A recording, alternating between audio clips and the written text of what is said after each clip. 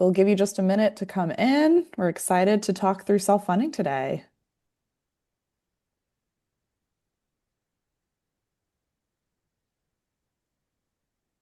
All right, perfect. I see we have some people trickling in. So welcome, welcome.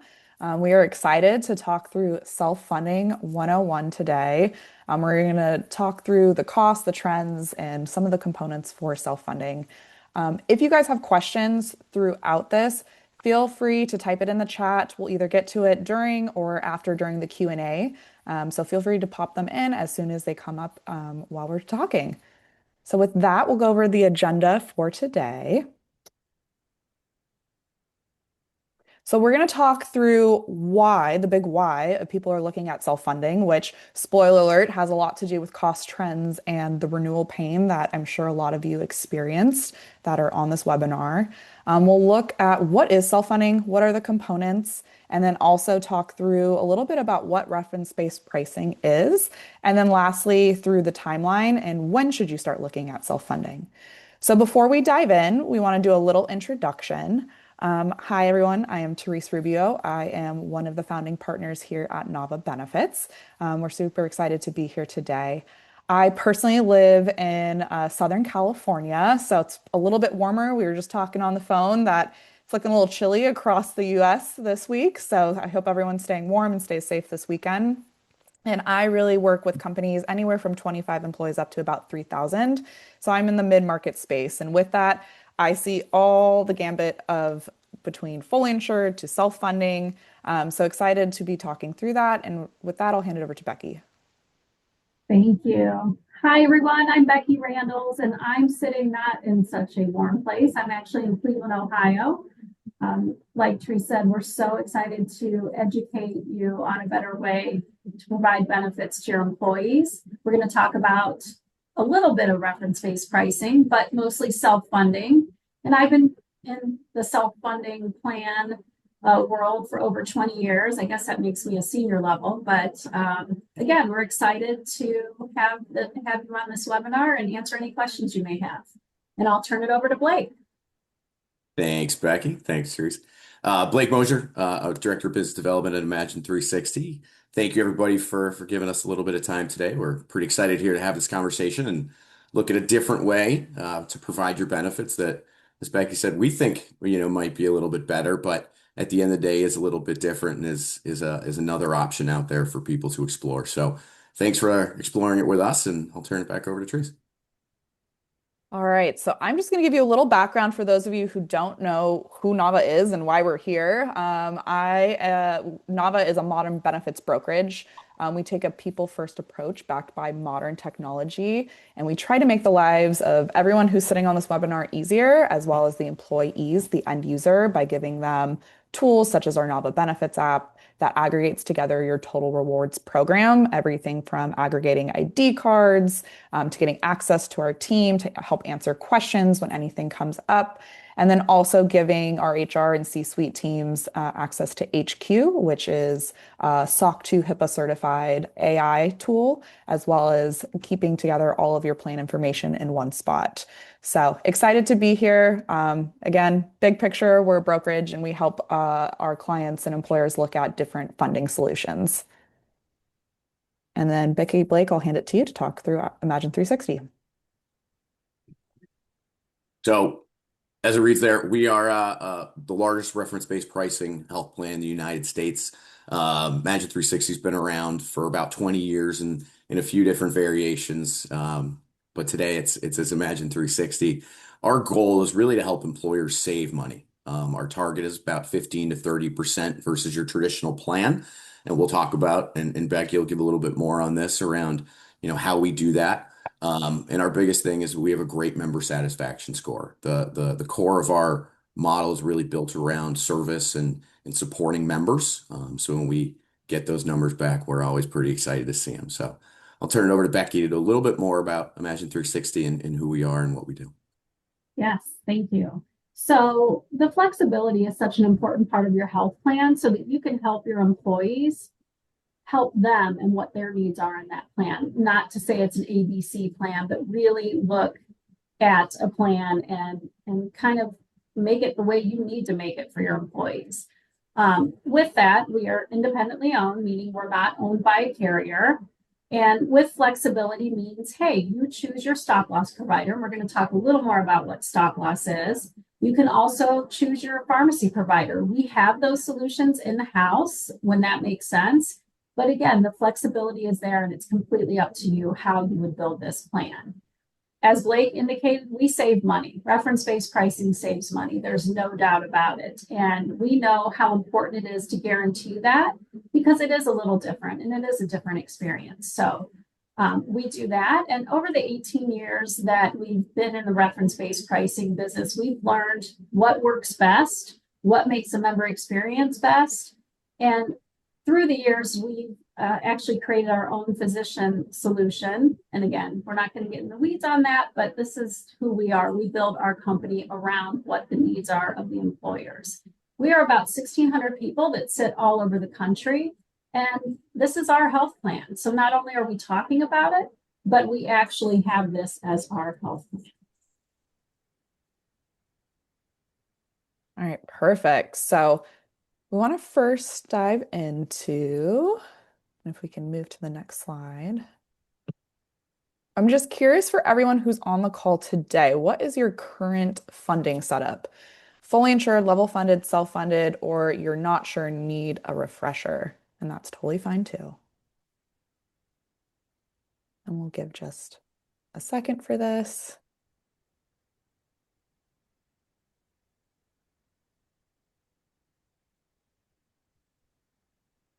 I see someone said self-funded in the chat. So you're going to be an expert here for anyone who's already self-funded. All right, so not super surprising that the majority here is fully insured. You know, you're in the right spot to kind of hear about the different components of self-funding, but we have some level funded as well as some self-funded employers and some that are not sure and are like, what does self-funding probably even mean? And what is that term? So you guys are all in the right spot. So I first want to chat through kind of why self-funding. And I think one of the biggest reasons is that costs keep climbing. I don't think this is going to come at a surprise to anyone sitting here. 2025 was the roughest year I've seen in my experience in the last 10 years. And I've talked to, Becky and Blake, who've been in the industry for a very long time. It's been brutal out there, right?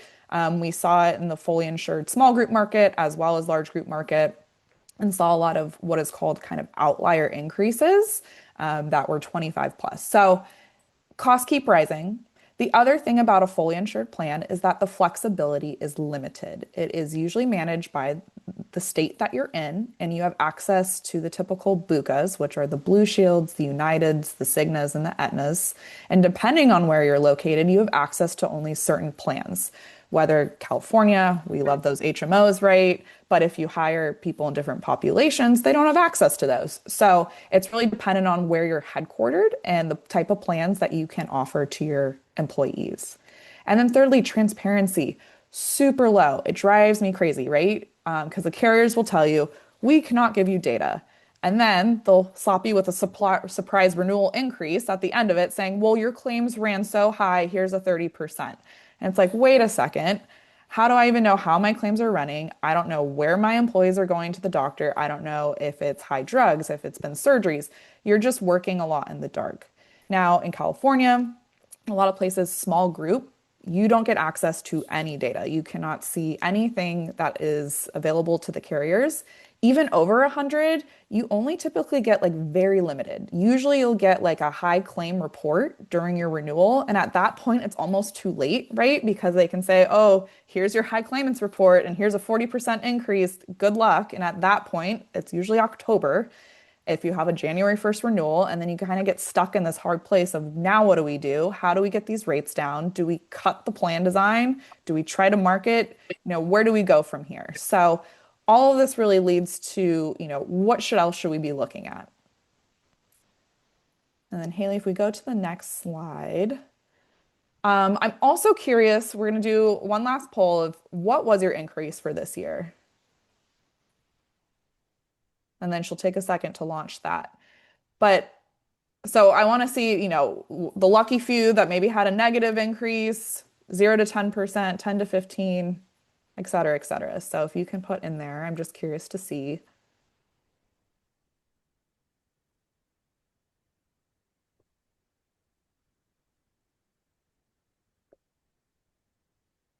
All right, just another second.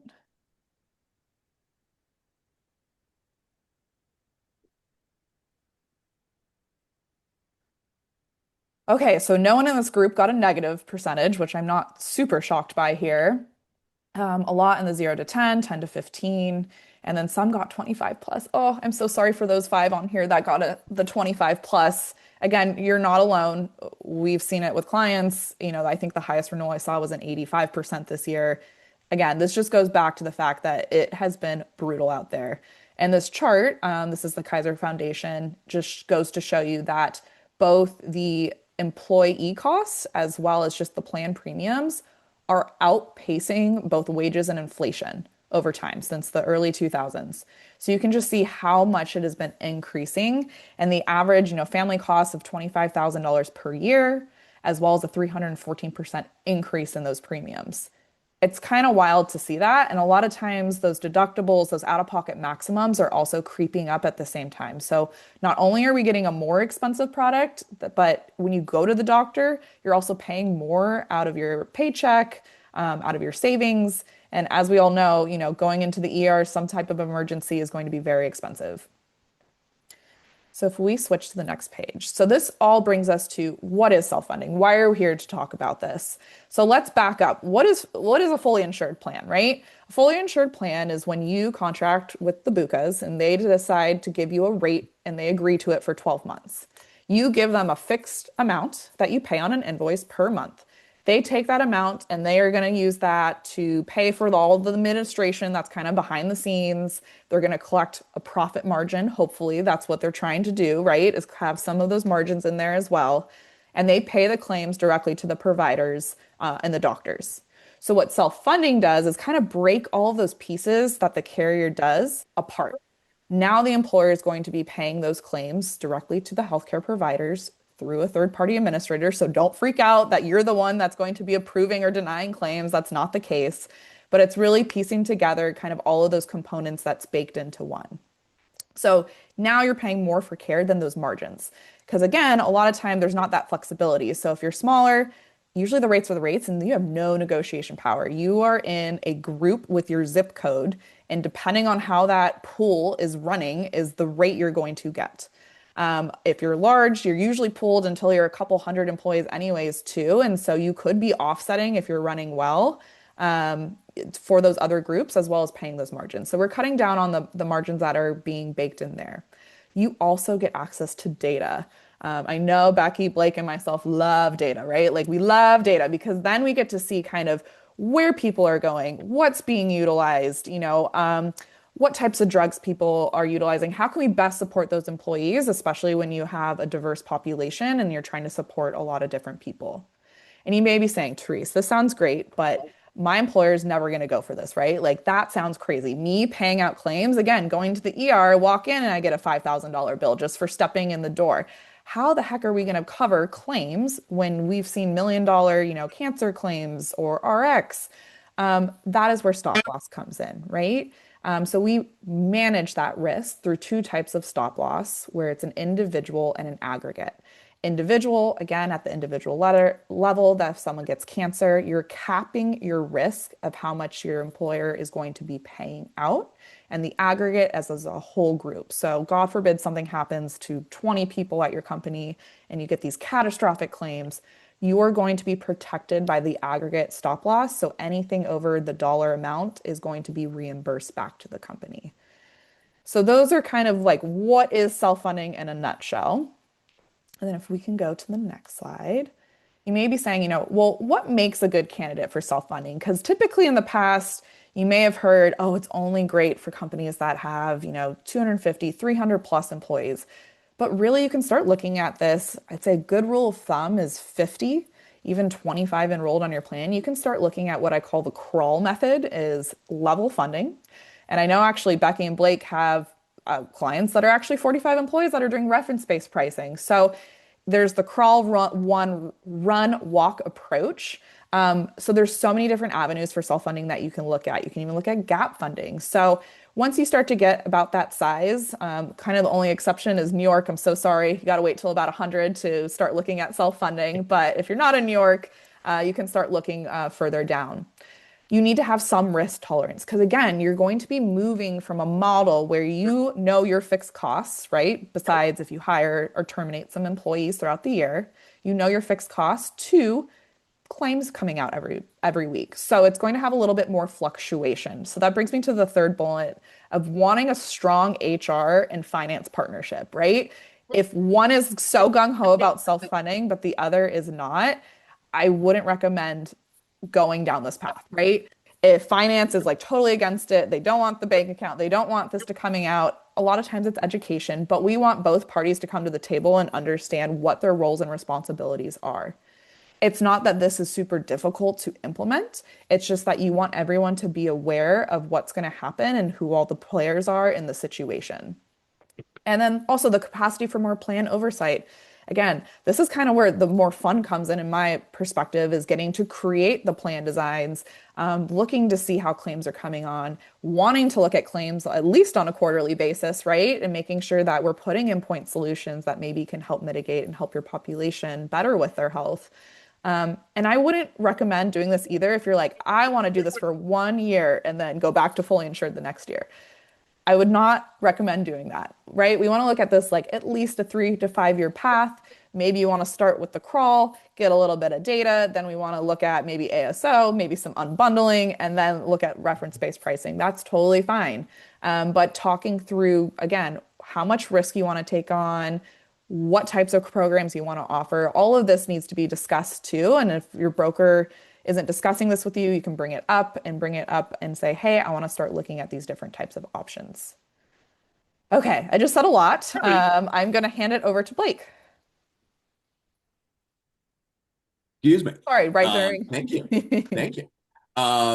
So like Therese just mentioned, there's a couple different ways that you can do self-funding. So you can bundle or you can unbundle. In a bundled world, a lot of what you see on the screen right now, minus all the way over on the right, reference-based pricing, it's some of the point solutions, a little bit of stop loss, you're going to get through your carrier today. So if you're fully insured with a Blue Cross or a Blue Shield or Cigna or one of the others, you can go self-funding and you can still work with them. And they're going to be the third-party administrator. They're going to bring the pharmacy benefit manager in most instances to the table. In some cases, they're also going to shop the stop loss for you. So you can bundle it. It's a great, easy approach. It's part of that, I would say, speed walking, maybe not running yet, speed walking part of the crawl, walk, run. But ultimately, at the end of the day, you have a TPA, a third-party administrator, who, just like if you're fully insured today, is paying out those claims like Therese mentioned earlier, and they're doing all the eligibility and processing and all the stuff behind the scenes. So that's basically what a TPA does.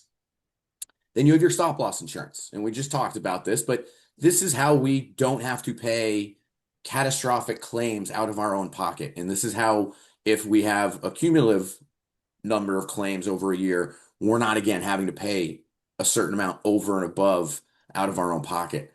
So it's the protection that we have on the financial side. And there's a lot of different types of stop loss. Therese, I'm going to ask you to come off mute really quick. How many carriers would you say exist in the stop loss There's a space? lot. There's a lot, and there's all different types of stop loss too that you can look at, from captives to going individually. So I asked that because in the Buka world, commonly, we have four carriers. Some places we have five, some places we have six if we're lucky, maybe some other HMOs and things like that. But we have a small set of carriers and options to go to. But when we go self-funding, from a TPA standpoint, we have a lot of choices and a lot of options. We are one of those. From a stop loss standpoint, like Therese just mentioned, I mean, 30, 40 plus options in the market that we can go out and shop to for an individual to look for that type of insurance.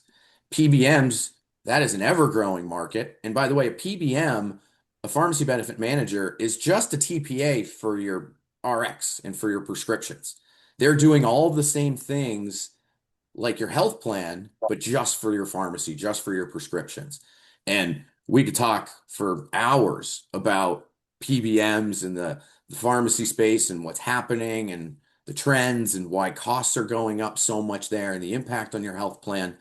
But again, a major component and a major place where we're trying to find savings as well these days. And then we get into point solutions, and there's a lot of those. And we can add them to a bundled ASO self-funded arrangement or in an unbundled where we're using an independent TPA and things like that. And point solutions start to address very specific things. So if we have, because we have the data now, like Therese mentioned, we know that we have a lot of diabetics in our population, or we know we have an issue with MSK across our population. We can start to bring in these very specific programs that address those types of issues. And ultimately, again, over time, we're going to help control costs and bring those costs down. And then we get to what we do at Imagine360 and the core of what we do. Again, we are a third-party administrator and TPA, but really what we do is reference-based pricing. And I'm not going to steal Becky's shine here, and I'll turn it back over to her to do that. But it's a very different way to approach healthcare, where we're really looking at attacking the cost and the rising cost of care and making sure that we're paying a number that keeps your costs down and in check and sustainable over time to go along with the self-funded program that you ultimately, build with your consultants like Therese. So with that being said, I'll turn it over to Becky. And by the way, if anybody has questions, just keep firing them away in the chat and we'll get to those either now or at the end when we do our Q&A. Becky, take it away. Thank you, Blake. Yes. So reference-based pricing, we're going to look at the cost of claims. And I remember hearing long ago, why should I be self-funded? Or, wow, I'm worried about the risk. Or how much are these claims? They're getting more expensive year over year. Well, really, this is a way to pay a fair price for the service you're receiving. At the end of the day, when the pricing comes out from mainly facilities, but in our healthcare, we don't know what the price is. And we basically get a discount and look at that bill and think, wow, that's really expensive. It is really expensive. And that cost, of course, ends up being passed to you as well as your employee.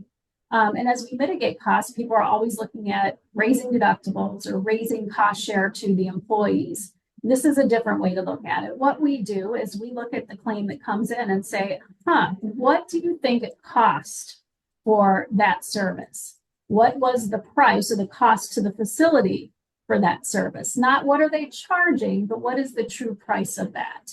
And what we do is we measure that by Medicare and actually how much the claim costs to that provider. So when we get a claim in, and by the way, bad claims are bad claims, it's a matter of how you pay them, right? When that claim comes in, we look at it from what Medicare would have paid for that claim or the actual cost of the service, and we pay a little higher than that. As you can imagine, that leads to a lot of savings, not only for the employer, but also for the employee. Many people don't even go for their services because they're so afraid of their high deductibles. And when that happens, obviously that leads to even higher or more expensive care in the long run. But what we love to do is help Americans afford health care, and it starts with actually paying that claim. If you're on what we call a PPO plan or with a BUCA, United Healthcare, Cigna, Aetna, so we have lots of acronyms in our world over here. Usually you get a discount, but that discount is based off of a price that is charged out of nowhere. It's really not based on how much that service costs that facility or that hospital. In that case, then the PPO people are paying 3 to 4 times more than you should be paying for that claim. We are more in line with Medicare. Medicare is the largest paying system in the world, really, and hospitals are accepting Medicare payments all the time. For all of our folks that are either disabled or 65 or up, this is the payments that they are receiving. And by the way, that is profitable. Medicare is profitable most times to these hospitals. And again, we're paying a little bit above that. This will bring you transparency to your spend. You're actually getting to see not just the pricing, but what Medicare would have allowed for that exact same service. And remember, if you're paying less on that claim, that means your employee is most likely paying less for that claim. It does reduce surprise at the end of the day because you can forecast and you can see this coming. It isn't waiting until renewal time going, oh my gosh, it's renewal time. What's it going to look like this year? I'm a CFO. What am I going to forecast for this coming year? Do I go high at 25? Do I go low at 5 and just pray that it comes in closer to what I'm forecasting? Or do I actually have the claims data to know what's going on in my group, what we can expect, and take it from there? Now, there's a lot that goes into, and I did see some questions coming up, and I know that there's a lot that goes into this type of plan.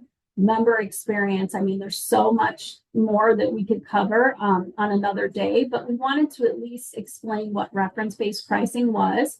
And again, it's a way that you pay claim, and we call it cost protection, price protection, and it's paying those medical claims that come in. There's no network, it's open access, and it's paying those claims at a price above Medicare and above cost.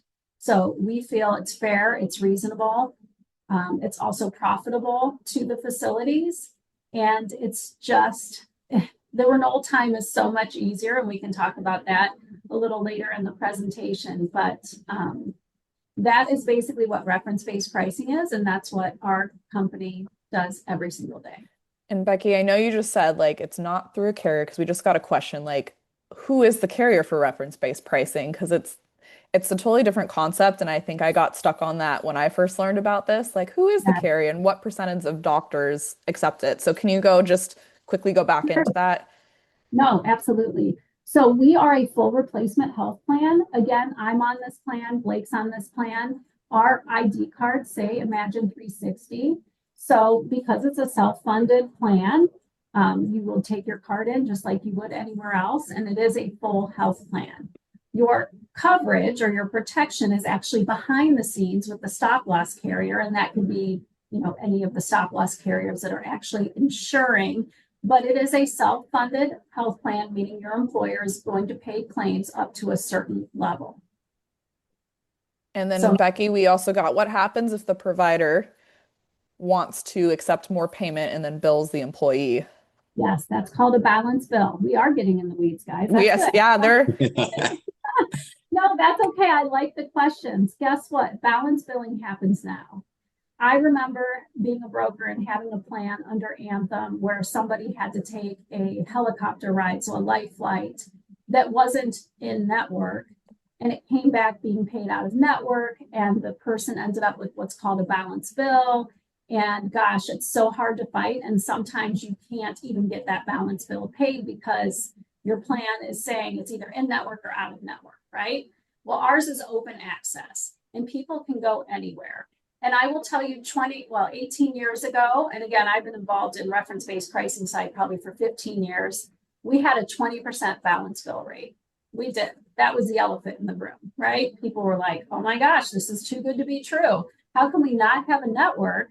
And how can we make sure our claims are being paid at this rate and we're saving all of this money? This is too good to be true. Well, there was a 20% balance bill rate of every claim that came in. Today, nationally, we sit between 3 and 5%. That's basically what your fully insured plans have as far as balance billing. We have a whole member support portal and people that are assigned to each family or any family that may end up with a balance bill to help mitigate that. I will also tell you from, I think the question was from a doctor perspective or a hospital perspective, are they accepting this? Yes. We have data of 18 years of what would be considered pushback when somebody's needing a service. And I will tell you that nationally sits about 1.5% of the time. So it could happen, certainly, but it doesn't happen near what people think. They're like, oh my gosh, reference-based pricing, we won't be able to see our doctor. That's really not the case. There are different geographic areas of our country. Some are better than others. And we have all that data to support this. But all in all, it's open access. You can go wherever you would like. I mentioned the physician network in the beginning, and just know that we have built our own physician-only network. So we still have the same benefits. Again, it's open access, but it does help with getting in to see the doctor if there is a network on the card. whether it's ours or multi-plan or health smart. So just know that, yeah, people get seen. Blake and I sit in different places and we utilize our benefits all of the time. Does that help answer that question? Thank you, Becky. Sure. Perfect. Okay, so we wanted to get a little bit into kind of like what are the common myths? This first one I touched on a little bit is that typically when you hear self-funding, you think it's only available for very large employers. Again, not the case. If you're around 50 employees, that's usually a good rule of thumb. You can go down a little bit further, or you can wait a little bit longer. So it really just depends on your risk appetite, what you're looking for, your type of company. But you can start having those conversations now, and I'd recommend having those conversations right now. And then kind of this last one, it's only about reducing costs. If you're getting into this thinking it's only about reducing costs, I don't have to change anything else about what I'm doing right now. That's not the case. You're going to get, again, access to more data, which I think is a huge plus. You have the flexibility to curate your plan. Of course, with the help of your broker, the third party administrator, you're not going to be left on your own to like do all of this or administer all of this.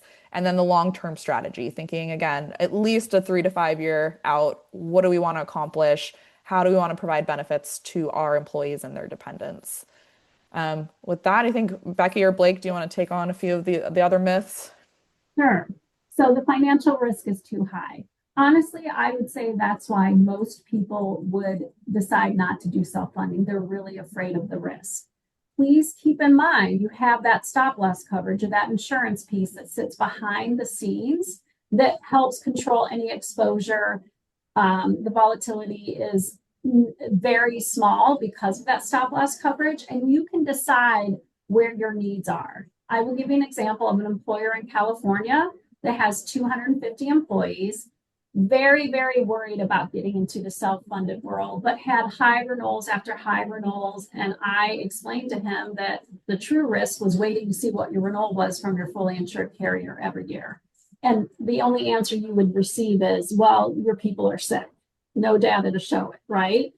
Well, this person really wanted the data to make sure that they could have sustainable benefits. They want to keep their employees and they want to not raise deductibles each and every time that renewal comes around. So what they decided to do was go self-funded at a lower stop loss deductible, meaning they were willing to pay more premium to take on less risk, but still get the rewarding savings and flexibility and transparency and all the great things that came with self-funding.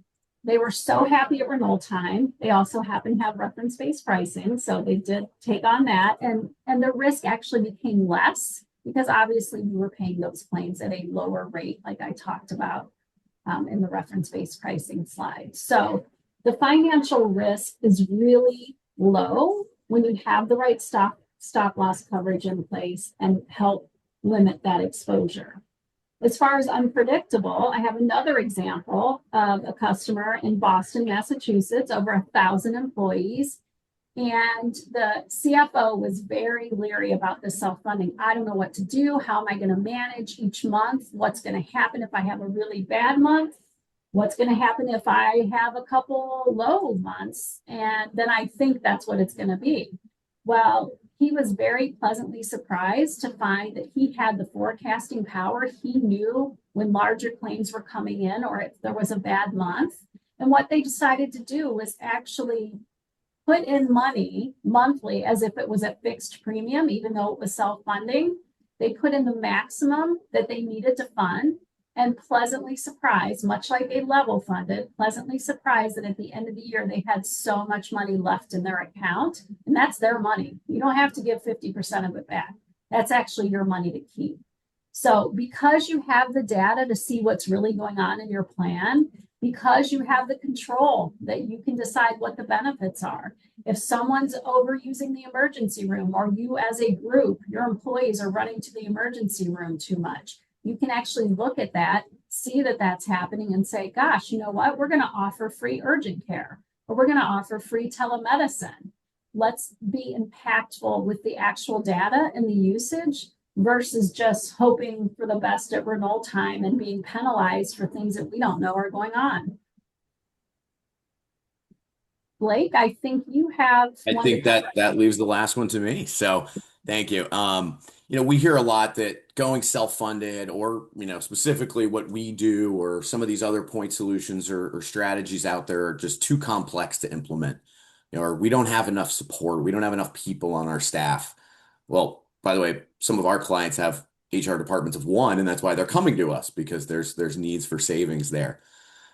I think just like any implementation or any, product purchase that you make, the team that's implementing that solution is really the core to it going well. Also, going through all the details up front and when you're going through and picking your next partner or picking that next solution, doing all of your due diligence to understand, who you're partnering up with and who you're ultimately marrying there for whatever period of time that might be. So choosing the right partner, going through all the right steps, going through all the education, really can lead to a successful and in a lot of times easier implementation than things you might have done before because those partners are so familiar and so comfortable and understand what it takes to have a successful implementation.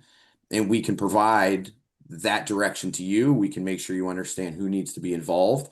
We've done it with groups that have large HR departments. We've done it with groups that have very small HR departments and small leadership teams. So again, it really comes down to picking that right partner.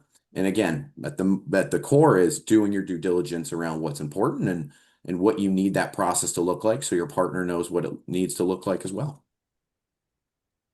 Thanks, Blake. And we also got, I think, another good question, because I think this is another good myth, is like people are concerned that you may get a lot of questions internally about medical decisions. So I want to reassure you that it's not the HR team that is actually like approving or denying claims. That is not on you.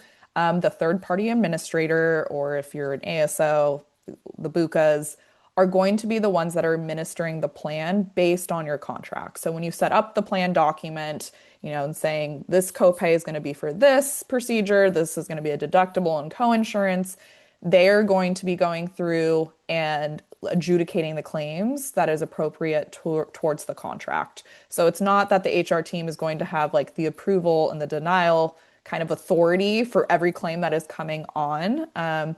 You do have a little bit more flexibility that if you do run into a sticky situation and want something to get approved, you have a little bit more push and actually like visibility to see where it's getting stuck in the prior authorization process.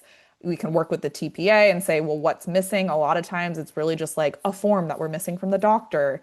So a lot more help can actually be then given to the employees because it's a lot more transparent.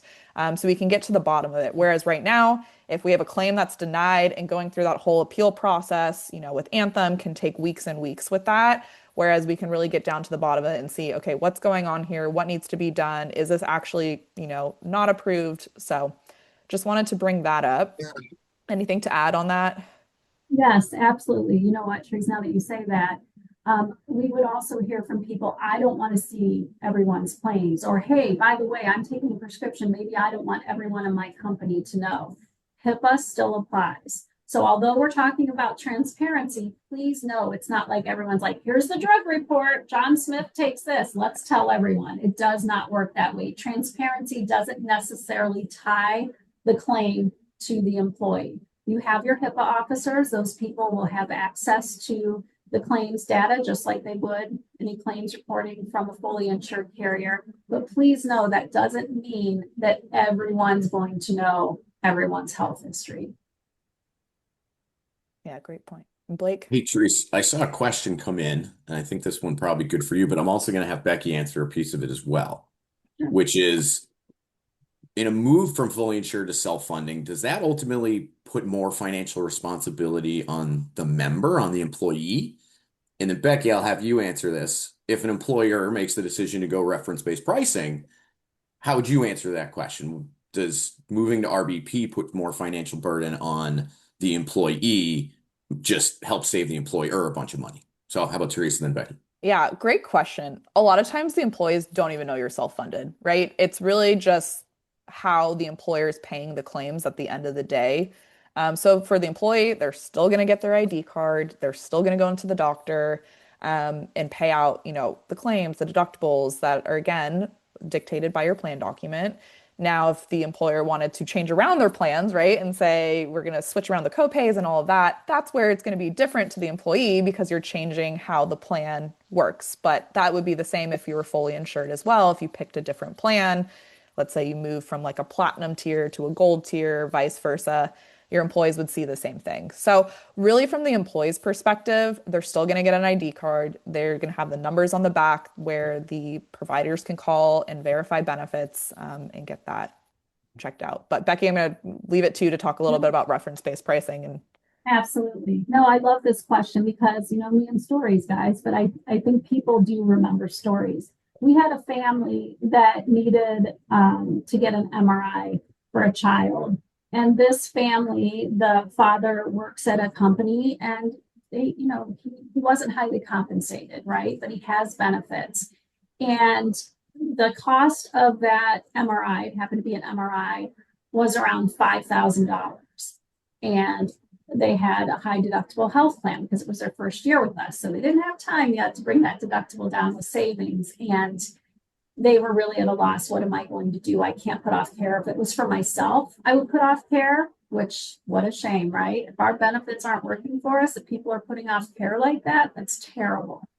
But needless to say, because of our cost and the way we pay claims, that same $5,000 bill turned into a payout of like $450, way more affordable so that this family could get the care that they needed.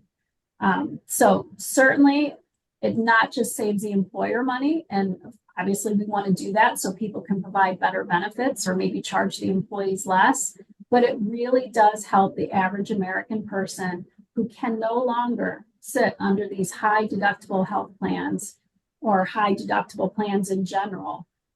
Because the cost is lower, the employee actually will pay the lower amount. perfect. And we actually got two more questions around reference-based pricing. Becky, Blake, are you good with that as well? Sure. Yeah. So I think the first one is let's clarify first. Reference-based pricing, is it another layer that can be added to self-funding, or is it self-funding or reference-based pricing? Or do you want to explain? Sure. So we are another tool in the toolbox. Self-funding is self-funding, whether it's with the carrier, right? And you're paying your own claims, and then there's a lot behind the scenes happening, where you're choosing an independent third-party administrator. You can still be self-funded with a network, like a Cigna. Cigna will offer plans, a network, or you can choose to do a slice, like you can offer a dual option that has a Cigna network and reference-based pricing, or you can just do reference-based pricing. So again, with reference-based pricing, it's an open access. We are not a network. We simply sit as a third-party administrator and reference-based pricing on how we pay claims, but it is a full replacement health plan. So it works just like any other health plan. So you don't have to have a reference-based pricing plan to be self-funded, but you do have to be self-funded to have a reference-based pricing plan. I hope that helps explain it a little more. And there's kind of like a second part to this is how do we know what doctors are not usually happy with the payment made to cover the service and have a tendency to balance bill? Sure. So doctors typically don't balance bill as much as facilities or hospitals. We pay our doctors well, whether, like I talked about before, adding a layer of a physician-only network on there, or actually paying at a reference-based pricing level. That the reference-based pricing level is usually equal or greater than what a BUCO would pay. So doctors in general are very happy with our payments. If the person behind the desk at the doctor's office is a little confused with the card because it doesn't say Aetna or it doesn't say Blue Cross, once they call the number on the back and they see how they're going to be paid, how do they bill, then it works just like any other plan. Thank you for the clarification. Sure. All right. Well, on to the next slide. We're almost to the end, I promise everyone. We get this question a lot is when should we start talking and looking at self-funding options? Because again, as we mentioned, self-funding is kind of this overarching term, right? But there's lots of different kind of products and availability under this umbrella. you should start looking now. And the reason why I say that, and Blake brought this up, is that you want to do your due diligence now. You want to maybe see an illustrative quote of what it would look like, what that stop loss would come in at. You want to talk to different third-party administrators. Are you interested in reference-based pricing? Have those meetings now when we're not stressed under the crunch of like, okay, now we need to implement, now we need to like do open enrollment really quickly, right? Because if we get slapped with, let's say, a 40% increase in October again, that's not going to make for a very fun rollout. It's been done. We've all been there. Me, Becky, and Blake have all done the October rollouts, but it's a lot easier for everyone involved, including the employees, right? A smoother open enrollment process, the education rolling out of you're going to get a new card, all of that. If you start having talks in the January, February, March timeframe for 2027. And I know we just hit the new year and I know it's January and it seems crazy, but we're all looking at 2027 already and our like my broker brain, it's like, all right, now we're on to 2027. We work like about a year in advance. So if this is of interest, my biggest advice to you is just don't wait, have a couple calls, see what looks interesting, what may make sense again for your population, where you live, all of that. So if that's my biggest advice and takeaway, if you're interested, start having those conversations now. So trust me, it's going to go a lot smoother. Anything else to add on that, Becky, Blake? Yeah, I'll add a little thing. In Becky and I's world, we use the term kind of treat healthcare like everything else in your business. Excuse me. Unfortunately, in the traditional, especially fully insured world, there's not a lot of options. So in every other area of your business, it takes a lot longer to do procurement and purchase things or make those decisions because you have choices. Well, if you're with the Blue Cross, United, Cigna, Aetna, you only have three other options to go to. So it's typically been an easier conversation. As we talked about a little bit earlier in the self-funded world, there are so many choices out there and so many options. And you have the bundled approach, the unbundled approach, where you can now look at the plethora of TPAs that are out there, all the stop loss carriers, all the different PBMs, the types of PBMs, the point solutions. When you get to reference-based pricing, again, a whole nother level of understanding and looking into that type of solution and what we can do for our clients. So because of that, it just does take time to look at all those options and understand what each one does, but they all have positive outcomes and they can all help save money and they can all help your employees have a better member experience, saving money on their end as well. So they're worth taking that time and looking at. But to Reese's point, we can't wait till November. We can't wait till October, September, when maybe our renewals come out historically. We need to start now and we need to start in the next couple months to understand what's going on in our business and what these healthcare increases and what's going on in healthcare are doing to our business so that we can put that action plan in place and we can put a true timeline in place of how we're going to get there and when we need to get there and what it takes to get there. So that's me on my soapbox for a minute, but thought I'd add that. Perfect. So last slide here before we get into Q&A is just a plug that we will be hosting Fix Healthcare Live in April 29th in San Francisco. For anyone that is on the call that went to it last year, it's a great time to meet with other HR, finance professionals. We talk through the different trends, have different breakout groups, and also talk about all the technology that has been come out. So really great time. I think we'll put the link if anyone's interested to sign up in the webinar chat. But with that, I think I've seen Becky, Blake, you're going to be very popular. I've seen a couple more reference-based pricing questions come in. That's great. We have about 10 minutes left. So let's see. So, okay, another clarification again, and I get everyone like reference-based pricing is like a totally kind of different concept than what you've heard in the past. And I'm really appreciative that everyone's putting these questions in and like clarifying questions. So this one is, so does reference-based pricing not work with the bundled self-funded approach? How about I'll take that one Okay. since that was Sure. my slide earlier. So, in a bundled world, you're getting your administration, your pharmacy in a lot of cases, stop loss and everything through one of our traditional carriers. So, Blue Cross, Blue Shield, Aetna, United, Cigna. Um, so, in that instance, you have a network. and that network then drives the payment and what you're paying back. So, because of that, no, we cannot use reference-based pricing in a bundled environment where we're one using the carrier, the BUCA as our administrator, but also in turn renting their network. In an unbundled environment, there's a lot of different things and ways we can build it out. Some instances we can use a network at the doctor, and we can use reference-based pricing at the hospital and for surgeries and things like that. So there's a lot of ways to construct it, but we do need to be in that unbundled environment where we're working with a TPA and then can bring in not a point solution, but a solution and a strategy like reference-based pricing. And then we also have a question with reference-based pricing. Is there a list of healthcare services that are paid? That's a good question. Actually, we go back to that flexibility. So your self-funded plan, you can build that how you'd like to as far as benefits. Keeping in mind that, of course, you have stop loss coverage. So it's not a, hey, we're going to cover everything. But what we typically see is people interested in reference-based pricing, they will give us their plan document from the prior year, and we will match that as much as possible. So you're still making the decisions based on benefits, but now you have some flexibility, like I talked about tweaking the emergency room benefit. You know, if there are some tweaks you want to make to that plan, that is up to you. So we don't determine what the benefits are going to be. That's actually up to the group, depending on what their needs are. Perfect.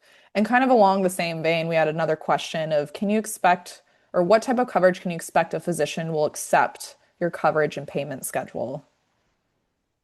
So I think it's going back to like, if you're reference-based pricing and you don't have a network, right? Are they Yeah. going to accept the plan? Is the employee going to pay out their copay? You know, maybe walk from it too, from the employee perspective. Like when they see the ID card, it's going to still be a copay. Sure. Yes. So again, it works like any other health plan. You have an ID card, you make a doctor's appointment. Not to get in the weeds, but we also have a concierge unit that will actually call the doctor ahead of time and explain what the benefits are for you and help you make the appointment. But without that, you take your ID card. My husband does this, so I promise you, if he can do it, anybody can. And you go to the doctor and you show your ID card. And most of the time, that's where it ends, right? You get your service, it's billed to our company, you get an explanation of benefits, and the payment is made to the physician. Most times, that's how it works. As far as the physician accepting payment, again, that goes back to balance billing. And I will say on the physician side, we sit more on the 2% nationally that we handle balance billing. Again, there may be some geographic areas across the country, and we know this because we've gathered this data over the years of doing reference-based pricing.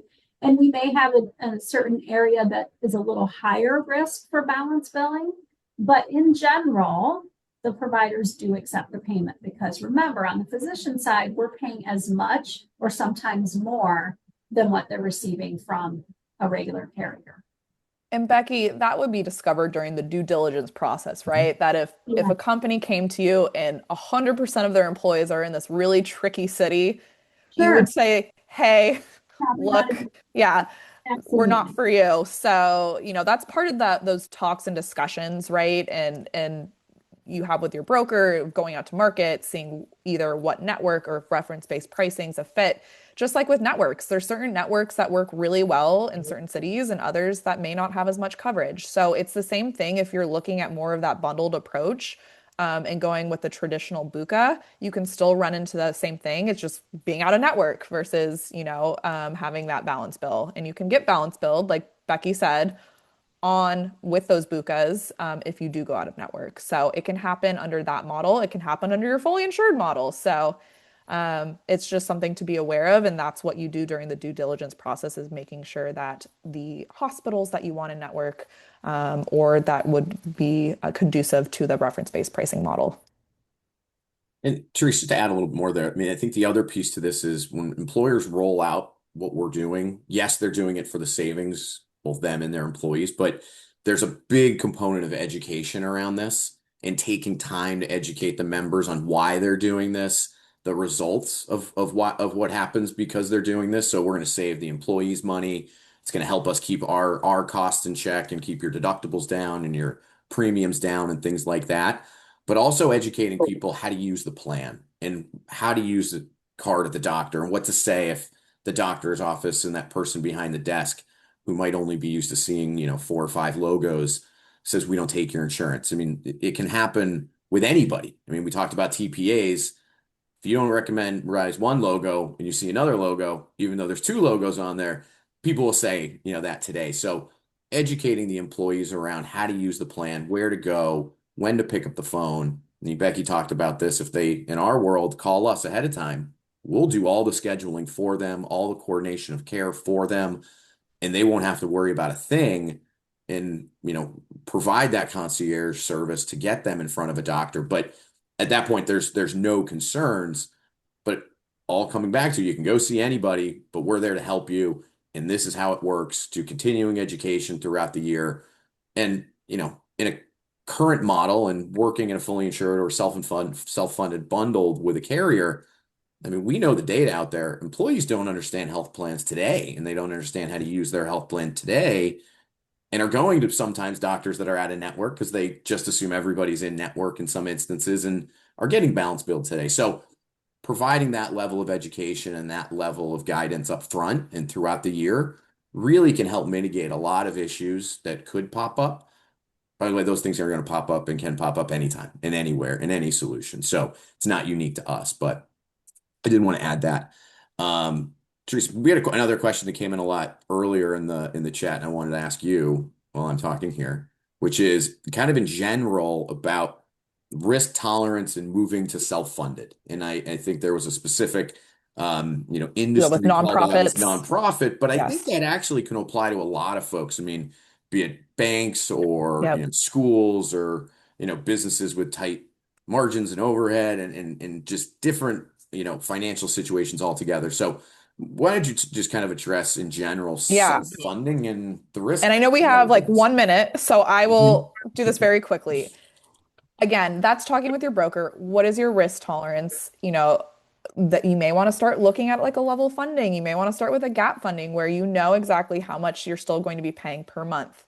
Or going and getting stop loss quotes. If you have a very risk adverse population, you can set your individual deductible pretty low, right? Around 50K, 75K, so that you know that for each individual employee, if they hit over that, that you're going to be covered. The stop loss is going to be more expensive, right? Because you have more coverage, but you can play with those levers every year that if you're worried about kind of that risk, you can start off with a very risk conscious plan, and then you can change it throughout the years as you get more comfortable, just like Becky said with the plan where they had so much money left over. You just roll that over and can continue that for the next year. So there's definitely lots of options, and I think it goes back to talking early, talking often, getting finance involved so they can really understand what is stop loss, what does this mean, and how am I protected, and what's my worst case scenario, because we can forecast out what your worst case scenario is on being self-insured. So you can still have those numbers. And if you're a worse type person, right, we can still look at that and show you, okay, this is how much money you would need to cover if everyone in the company got sick, hits the aggregate, all of that happens. So we definitely have clients that do that. So I just want to take a second to say thank you for everyone. We have this recorded and we'll be sending it out. We are right up on the mark. And I want to say thank you to Imagine360 for joining Nava today. And if anyone has questions, reach out to us, find us on LinkedIn.